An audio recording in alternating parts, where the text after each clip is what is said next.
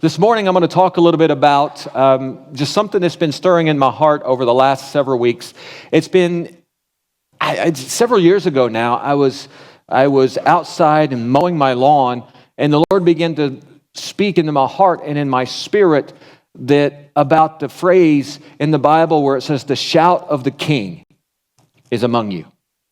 And that phrase kept rolling over and over in my heart and in my spirit, and I began to study that out. And on occasion, the Lord will kind of remind me of that phrase. And lately, I've been wrestling around again with that whole concept and that picture of the shout of a king and what that looks like and what that means. What does it mean when a king shouts? Why does that matter to us? And I've just been kind of diving into that and believing that the Lord wants us to understand that in the current climate we're in, we have there are things that are affecting us individually, affecting us as families, affecting our church, our community, our state, our nation, our world. Stuff that's happening in Iran, in Israel, and all across the Middle East. And there's a lot happening, right? And so there's all of this unrest and all of this uncertainty. But in the midst of all of this climate, I believe the Lord wants us to know that He is right there with us. He is right there for us. And He knows what is happening. He knows what is going on. And there's nothing that we face that will ever catch God by surprise or catch God off guard. And that's a reassurance to me this morning. But I believe that it is imperative that we as the church, we gain a better insight and understanding in relation to God's connection to us and with us. That we understand how He's connected. And as we understand His history, we can more clearly see and understand what He is doing and where we are going with and in Him. So as we get to know His history, because if we believe He's the same yesterday, today, and forever, then we can know and believe that what He's done historically has not changed. And the way that God has always taken care of His people, guess what? He's still going to take care of His people. The way that God has always looked out for you and the way that He's always promised to never leave you or forsake you, to never fail you, that is still true today. And as we know and we understand His connection to us, His relation to us, that God really is deeply and intimately involved in your life, in my life, in our lives, in our families, in our world, and He really does care, and He really is touched by the feelings of our infirmities, and the things that we face, we can bring to Him because we have a God who cares. You ever gone to somebody and tried to tell them what was going on in your life and you had the feeling that they would rather hear about anything else? Like, "Oh, my bad. Sorry to bother you." You know, some people don't tell them anything important until they've had at least a pot of coffee.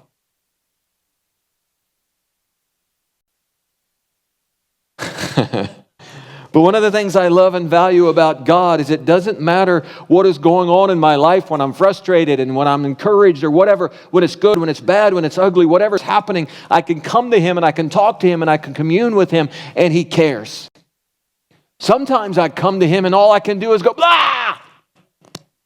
Anybody ever prayed that way? Sometimes I come to God and I'm like, this is just stupid. I don't understand. What are you doing? Why are you doing this?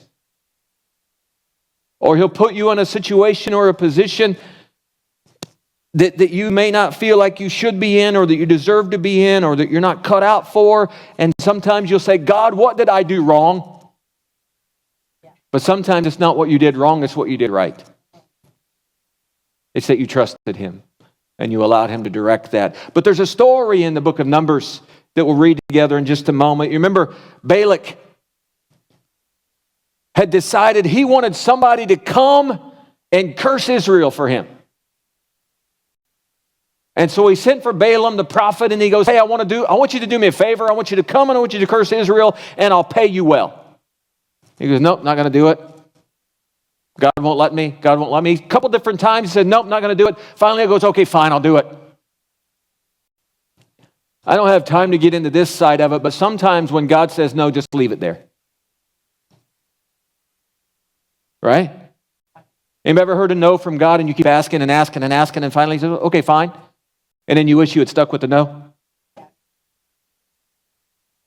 So Balaam comes and he keeps blessing Israel, and Balak's getting mad, and he takes him, he goes, oh, well, try this spot or try that spot. Maybe you'll bless them from the north or from the south or from the east or from the west, or maybe if you look at him from high above, and he's taking them all these different places, but it keeps being the same. And Balak is like, you bonehead. I wanted you to curse them, and you keep blessing them. And so we kind of pick that up in Numbers 23, but here's what Balaam says to Balak about everything that's been happening. He says, he took up his discourse and says, rise, Balak, and hear. Give ear to me, O son of Zippor. God is not a man that he should lie, or a son of man that he should change his mind. Has he said, and will he not do it? Or has he spoken, and will he not fulfill it? Behold, I received a command to bless. He has blessed, and I cannot revoke it. He has not beheld misfortune in Jacob, nor has he seen trouble in Israel. The Lord their God is with them, and the shout of a king is among them. And so Balaam basically says, Balak, I don't care what you offer. I'm going to do what God says. And I can't curse what God has blessed. I can't undo what God has done. I can't get in the way of where God is going. And I don't have a choice in the matter because I know what God has spoken. I know what God is doing. I know what God has said. I know what God has established. And who am I? A man to get in the way of the Creator of all things and the God of all things. And I think the Lord this morning is just as we're navigating through different pieces of our lives and different things that are happening, I think the Lord wants us to know and to understand that you ready for a deep theological thing? He's got this. Right? He's got this. And as much as I've been guilty of trying to say, okay, God, I know you've got it, but let me help. I know you've got it, but it would help if you did it this way. I know you've got it, but can you get it my way? Are you from Missouri? But here's what we gain from, there's a few things I want to draw out from this passage this morning that I just want to dive into and piece together for us to understand. Number one, God is faithful and consistent. Man, we could just preach on this one right here for the rest of our lives. He is faithful and consistent. I'm thankful that he doesn't operate like men. He doesn't operate like humans to where he's up one day, down the next, up one day, down the next. God doesn't operate by biorhythms. God doesn't operate seasonally. I grew up in a situation in a time when my mom, at different seasons of the year, she would deal with different emotional challenges. And based on how things were going, and some of us, we deal with that based on whether or not things are going well, and if it's sunny or if it's rainy or if it's cloudy or snowy or whatever. Somebody said to me one day, said, Rodney, I'm convinced that you like whatever season it's not. It's too hot, it's too cold, too much rain, too much snow, too much blah, blah, on and on and on. And so it's consistent as long as we like it. But God is not that way. He does not operate that way. He is faithful and he is consistent. And what does that mean from what Balaam says here? He says, first off, God is not a man that he should lie. In other words, when God speaks it, you can take it to the bank. Right? When he says it, it will happen. I remember I used to hear people say, God said it, and I believe it, so that makes it so. I don't mean to burst your bubble. Don't matter if you believe it or not. God said it, that makes it so. Period. I can believe it and be a part of it, but my belief or disbelief doesn't change what God has spoken. God is not a man that he should lie. When he speaks things, they take place. They happen. There may be time in them like, well, God spoke. How many of you are believing still for something God spoke to you years ago? And I know we all have that thing we like to call impatience, to where we think when God speaks it, it's immediate. Nowhere in Scripture are we told that. There were times when he spoke and things immediately happened. Other times he spoke and things happen over time or later on or whatever. But when God speaks, it will come to pass. Isaiah says it like this: his word will not return void, but it will accomplish that for which it has been sent. So he's not a man that he should lie. So in other words, he's not, I could say he's not a politician. But he's not jockeying for position. He's not jockeying for approval. He speaks truth because that's who he is. Jesus himself says, I am the way, I am the truth. Not that he speaks truth, but he embodies it as the Word made flesh. So when God speaks, he speaks truth.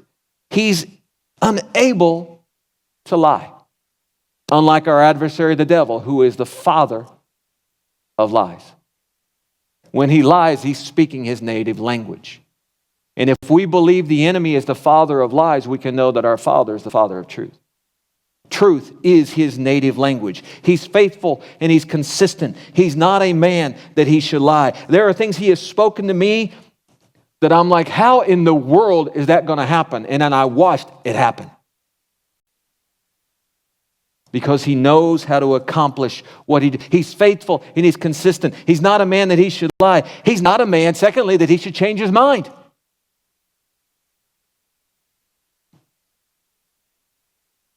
Every good and perfect gift, James says, comes down from the Father of the heavenly lights, who does not change like shifting shadows. So in other words, he doesn't speak something and declare something and move towards something, and in situations and circumstances, well, never mind. He doesn't change his mind.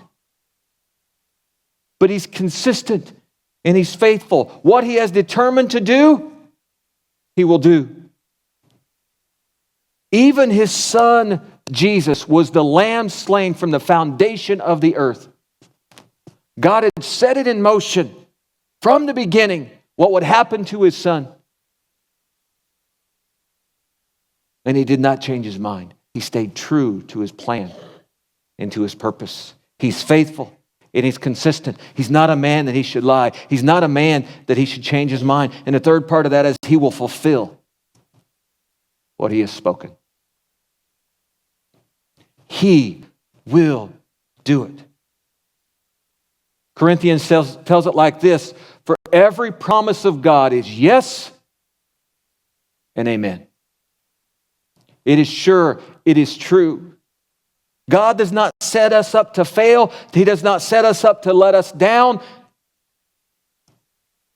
He's not Lucy with the football for Charlie Brown to kick. Holding it there, and when Charlie's ready to kick, bloop, she moves it and he falls on his back. That's not how he functions. He lets you kick the ball. He will fulfill what he has spoken. He will do what he said he would do. He will take care of you and me. And I know for some of us, this is hard to wrap our head around, hard to understand, because we're navigating through a season where God's promise and our reality don't seem to line up. Okay? And we all live in those places, and I don't want to give some pie in the sky. Well, it's going to be. There are moments where it's like, where's the imbalance? Why is it not happening? Because sometimes the journey from promise to provision is full of poo. Trying to come up with a fair other pea. And sometimes the journey from his promise to his provision, there are problems and there are setbacks and there are challenges and there are battles, but God knows how to get you where he wants you to be. And God knows how to get things to where they need to be. He made a promise to Israel, and all through the process, Even the Red Sea was not an obstacle. It was simply part of the journey. Because He knows how to get us where He needs us, where He wants us, where He plans for us to be. He will fulfill what He has spoken. My mom, when I was a kid, she always told people, "This is my preacher." Introduce me as her preacher. I get so mad. "Mom, you're wrong.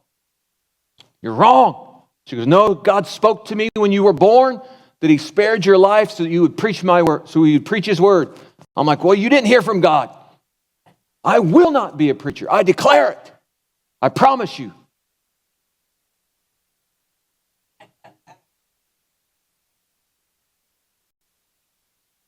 And that was His plan. And she knew it. And I remember when I realized it and I surrendered to it, I called her, "Mama." You've heard me say this before, but it fits again, so I'm going to share it again. I called her, I said, "Mama, I'm going to be a preacher." She goes, "I know it. I told you." Nothing like a mama as "I told you so," is there? I was all excited. I'm like, "I don't know what it means, Mama, but I'm going to do it." But God is faithful. And He accomplishes what He says and what He sets out to do. And you know what that tells us? That if He's done it all the way up to this point, He's not going to fail. The promises of heaven are real. The promises of eternal life are real. The promises of the return of Jesus Christ to take us unto Himself, to bring a people unto Himself, those are real. The promises to heal your body, those are real. The promises to restore relationships and families, those are real. God is very serious about those things. He doesn't just randomly say things to try to appease you or to give you what you want to hear. He says what He knows to be true. And He's able to bring it to pass because He's faithful and He's consistent. Number 2, I like this part. Man cannot stop God's plan. A lot of men have tried, haven't they? Anybody besides me in this room ever tried? I tried. "No, I'm not going to be a preacher." A couple years ago, God says, "I want you to pastor again." "No, I like the road. We're good." Here we are. But man cannot stop God's plan. Man may try to tweak it. Man may try to adjust it. But man cannot stop it. Balaam said to Balak, "Listen, dude, God is blessed." Look at these words. "He has blessed, and I cannot revoke it." I want you to understand something. You can't curse what God has blessed. It might affect it in your own life, but overall it's going to stay the same. It's going to be true. We can't undo what God has done. In Acts chapter 5, they were concerned and they wanted to kill the apostles. They wanted to kill the early church. They wanted to stop them. But there was a Pharisee in the council named Gamaliel. And he said, "Listen, let's put these guys outside for a minute. I need to talk to you." And he said to them, "Men of Israel, take care what you are about to do with these men. For before these days, Theudas rose up, claiming to be somebody, and a number of men, about 400, joined him. He was killed, and all who followed him were dispersed and came to nothing. After him, Judas the Galilean rose up in the days of the census and drew away some of the people after him. He too perished, and all who followed him were scattered." So then he goes on to say, "So in this present case, I tell you, keep away from these men and let them alone. For if this plan is the undertaking of man, it will fail." Chapter 5, verse 39, he says, "But if it is of God, you will not be able to overthrow them. You might even be found opposing God." So in other words, Gamaliel, he says, "Listen, fellas, I get it that these guys are making you mad. I get it, you want to stop. But if this is God's doing, Ain't nothing you can do to stop it. It's going to happen. God's going to do what God's going to do. My faith or lack thereof determines whether or not I get to be a part of God's plan, but it doesn't determine whether or not God's plan comes to pass.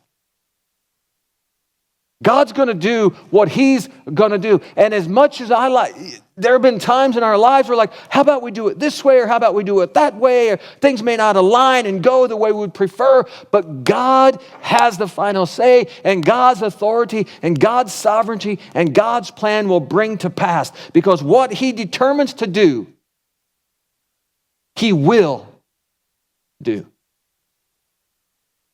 Not that He might do, not that He could do, not that He maybe do, but He do. I'm sorry, He will do. Sometimes I need to make sure you're listening. So God is faithful and consistent. Man cannot stop His plan. And the third thing is this: God is with His people. He's with us. Do you believe that this morning? If the Lord is on my side, I will not fear what man can do. In all these things, we are more than conquerors. If God be for us, who can be against us? Greater is He who is in you than he who is in the world. When the enemy comes in like a flood, the Spirit of God will raise up a standard against him. No weapon that is formed against you will prosper, and every tongue that rises against you in judgment shall be condemned.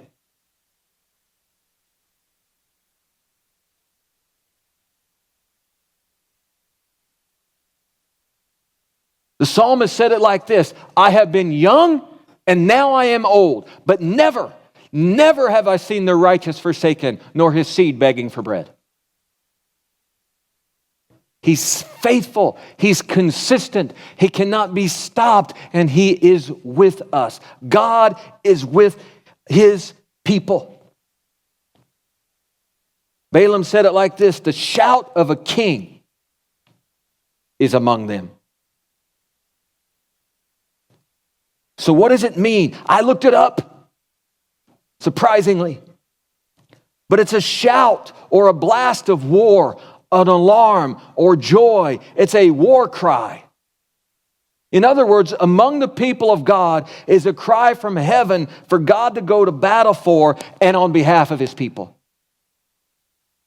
So in other words, when it feels like all hell is breaking loose, when it feels like the enemy's breathing down your neck, when it feels like nothing is good is going to come, there's a cry, a shout of heaven, the shout of the King, manifesting His power and authority over the situation being faced.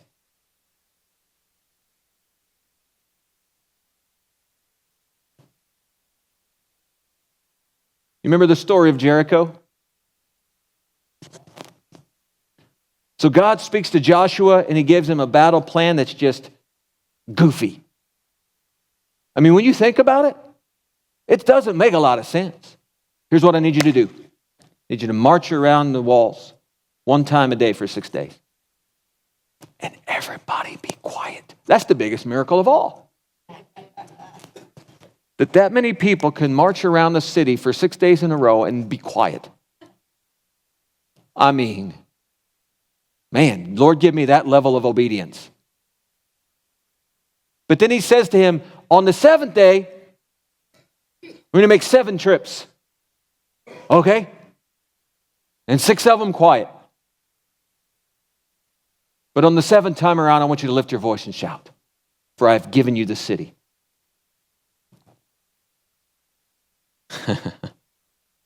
I did some research and study on that one time, and it's really a fascinating picture and a story where it talks about in Joshua chapter 6, it says they lifted their voice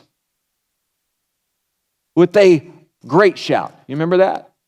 It uses the phrase great shout. And as you study that out, essentially what it speaks of is as the shout came from the Israelites, there was a great shout that came from somewhere else. And there was a shout that came almost as though it came from above. And it was the shout of the King that joined the shout of the people. which is at its essence the reason the walls didn't topple over, but they went down flat. Because the pressure, the power, the authority of the shout of the king from above suppressed all the opposition that was facing the people of God. And this is what we can know and understand this morning, that no matter what you're facing in your life, the war cry, the shout of a king, the manifest voice of God is shouting over you and declaring victory over you, not declaring that you're going to find victory, but declaring that you are already victorious and manifesting it on earth as it is in heaven. And Balaam says there's a shout among them. The manifestation of the king's power. Listen, not the peasant's power. Notice it doesn't say there's a shout of a servant or even a shout of an angel or even the shout of those who have gone on before. But it's a shout of a king. And in heaven, I want to remind you, there's only one king.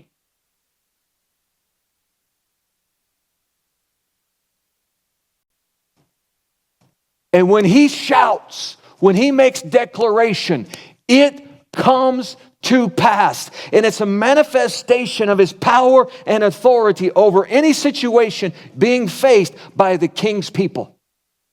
You see, the king doesn't shout over his enemies, he shouts over his people. God's not up in heaven shouting at the devil. He already defeated him. He's up there shouting over you and me, raising a battle cry, raising a declaration, saying, don't worry, I've already won this. Don't worry, the battle's already over. Don't worry, victory's already been established. I want you to know, I want you to understand, I'm shouting, not that I'm coming to fight for you, but that I've already fought for you and you've already won the war. There's a shout of a king over his people that reminds us today that it doesn't matter what we face, his shout is among us. And his shout among us is assurance of victory.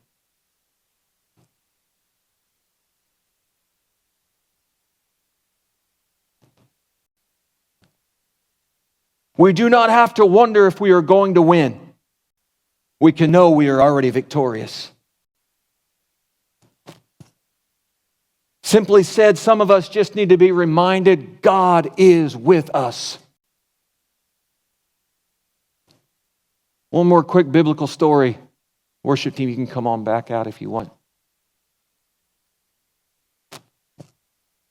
There was war between Israel and the Philistines during King Saul's days. And it wasn't going really well. And so he goes, I have an idea. Let's bring the ark. Remember that? Let's bring the ark in. That'll help. And so they're carrying the ark in. And all the people, woo! I don't know if it sounded that way or not, but there's this loud shout that came from the people. And they're all excited, and the Philistines are like, what is happening? And somebody says they're bringing in the ark, and the Philistines are like, oh no. If God's really among them, we're doomed. But you know what? God wasn't among them. They had gone about and done their own thing, and they were no longer the people of God. But they thought, well, we can still we can just use God when we need him. No, he wasn't buying it. The ark even was taken. Ichabod, the glory has departed, was declared. The son was born. Eli falls back, breaks his neck. I mean, it's a crazy story. The Bible's really cool. I mean, there's some crazy stories in that book. But the bottom line is this. When we are the people of God, we don't need to pretend that he's with us. We can know that he's with us. I don't have to wonder, oh man, I sure hope that when I pray he's listening. I know he is. Because he's my Father. And he's with me. And he's shouting over me. He's declaring over me. He's speaking victory over me. at all times. That's why the psalmist could say, yea, though I walk through the valley of the shadow of death, I will what? Fear no evil. Why? Because you are with me. Because you are with me. And we can, no matter what we face, we can know He is with us. We don't have to be afraid. We don't have to quit. We don't have to shrink back. We don't have to give up. We don't have to be frantic. We don't have to try to take it on ourselves to do it ourselves and in our own strength. Because we can know the shout of the King is among us, and God is faithful and consistent, and man cannot stop God's plan, and God is among us to do what He said He would do. And Balaam said so. Balak, sorry about your luck, dude. You're fighting against the wrong people.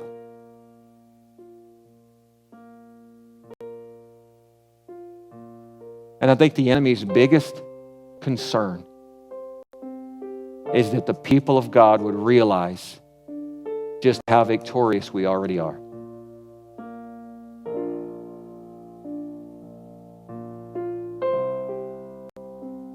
The shout of the King.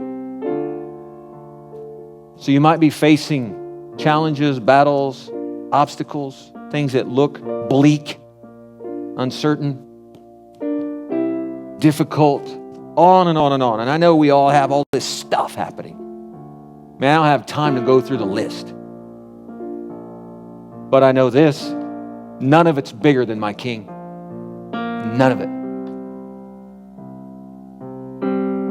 And there's nothing on earth that's been named that's greater than the name that rules heaven.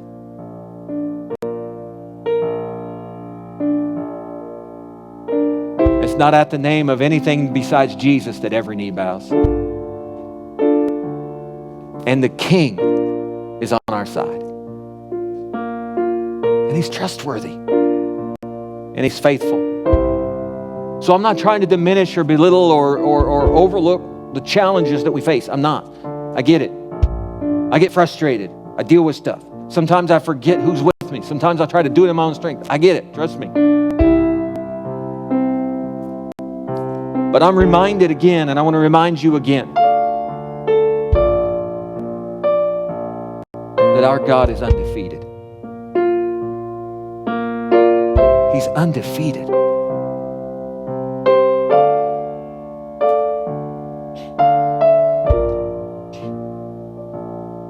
And because of that, so are we. Because the shout of the King is among His people. Father, I thank you that you are faithful. You are consistent. You are the same yesterday, today, and forever. You are still the God that parts the waters. You're still the God that brings walls down. You're still the God that causes giants to fall. You're still the God that heals the sick. You're still the God that raises the dead. You're still the God that casts out demons. You're still the God that delivers and cleanses the leper. You're still the God that does great and mighty and marvelous things among your people. Because that's who you are. And Lord, we can know today that your plan will come to pass in our lives. And we can be assured and be mindful of this, that He who has begun a good work in us will perform it till the day of Christ.